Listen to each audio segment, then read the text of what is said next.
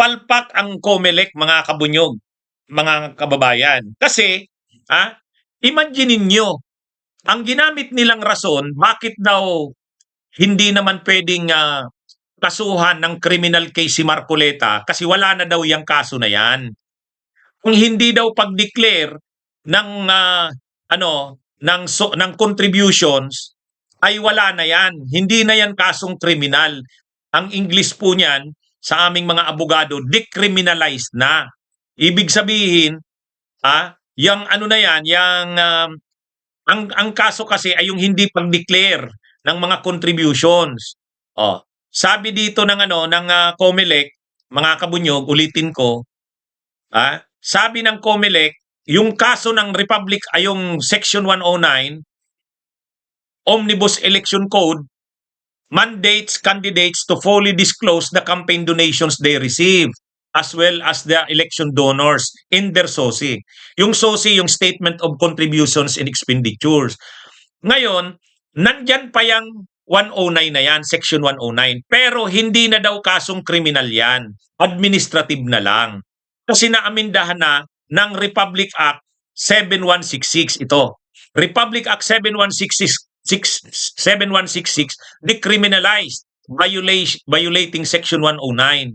There may be civil liabilities but under the law, it may only be administrative. So, okay. Ganyan yung rason na ginamit ng COMELEC sa kaso ni Marcoleta, kaya na-absuelto siya.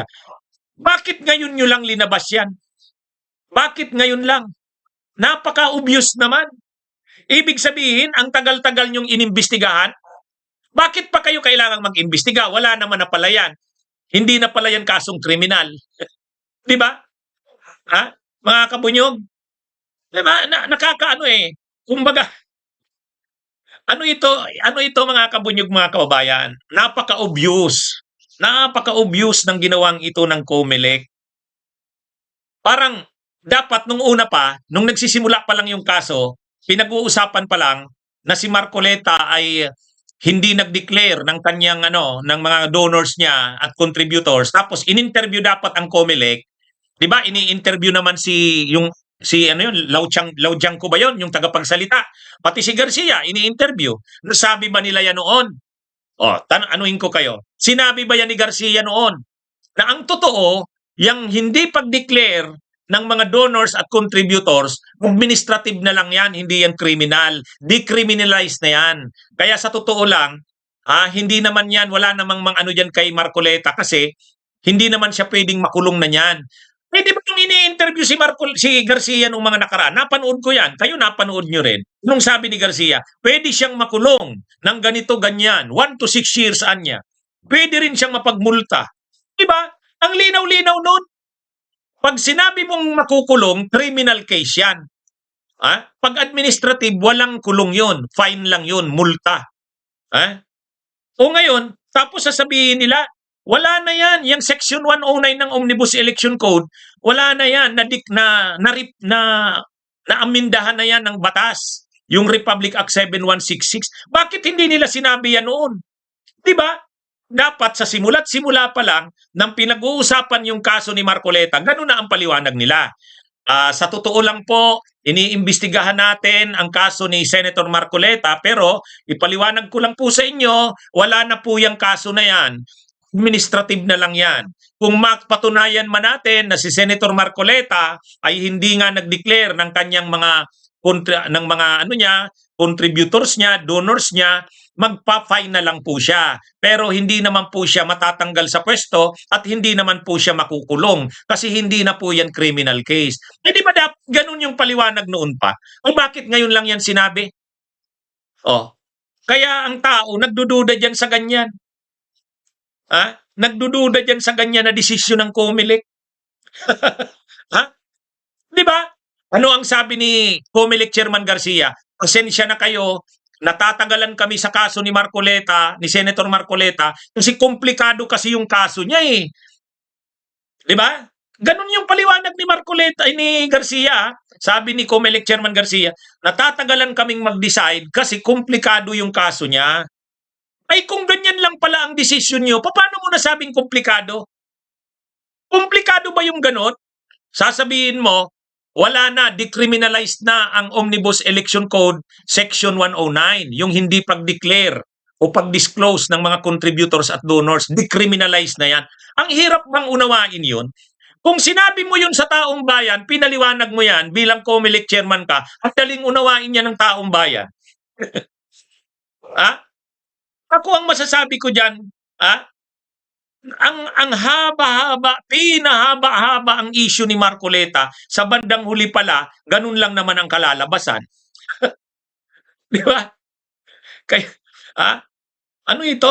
Sa totoo lang mga kabunyog, mga kababayan, madidismaya ka sa desisyon na ito. Kasi, nung una, ang sabi ni Garcia sa mga interview, pag napatunayan po si Senator Marcoleta, pasensya na, pero ang penalty po dyan, makukulong siya ng 1 to 6 years, at o kaya, mapapaano po siya, madidisqualify na siya. O di ba? Sa kanila galing yan.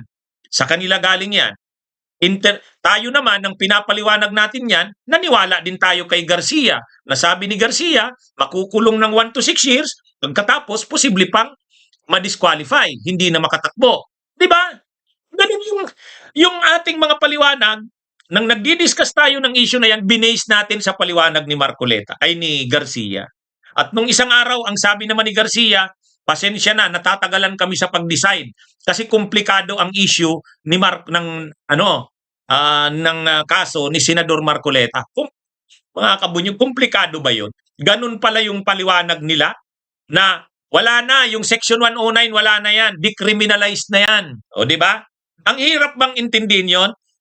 Kayo nga mga kabunyog, mga kababayan, mahirap bang intindihin 'yon kung ganun naman pala? Di ba? Ang daling intindihin kung gano'n naman pala. Ano ito, kaya sa totoo lang, nang malaman ko, kasi hindi ako nakapag-live kaagad nito, kasi inalam ko muna, ano bang desisyon? Anong sabi ng COMELEC? Bakit nakalibre si Marcoleta? Ang ginamit nilang rason, gano'n. Wala na daw yung Section 109 na yan, hindi na daw yan criminal case, decriminalized na. Kaya pag hindi ka nag-declare ng donors mo and contributors, ang ano na lang sa'yo, administrative liabilities. Ibig sabihin, magmumulta ka. Pero yung pagkakakulong at saka pagtatanggal sa pwesto, perpetual disqualification from holding public office, wala na yun. Ay bakit hindi nila sinabi yan noon pa? At sabi ni COMELEC Chairman Garcia, pasensya na, ano kami, natatagalan kami sa kaso kasi complicated. Complicated yun? Complicated ba? Ay mga kabunyog, mga kababayan. Nakakaano ito, nakakadismaya talaga. Grabe. Nung binasa ko yung desisyon, malinaw dito, itong COMELEC na ito sa desisyon na ito.